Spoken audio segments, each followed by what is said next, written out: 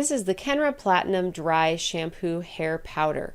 Did you know that before people were taking daily showers and washing their hair all the time, a common way to keep your hair clean was pomade and powder? Well, this is the modern version of pomade and powder, hair powder. This is a spray, but the spray puts out a very, very light powder on your hair, which absorbs the oil that has collected up around your scalp. And that's why this is considered a dry shampoo. It's a way, without actually wetting your hair, to make your hair appear cleaner and to get some of the oil and things lifted out of it and onto those little powdery kind of particles.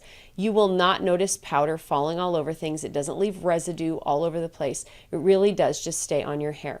I like to use this product if I am really, really busy and I don't have time to wash and dry my hair, but it's just starting to look a little greasy and a little dirty. It can kind of stretch things out another day or so. I usually use this maybe the day right before I'm able to wash my hair. So this is a great product. It's a real time saver. It's great to have this in your set of beauty tools because you can stretch out that hair one more day if you don't have time to get it washed.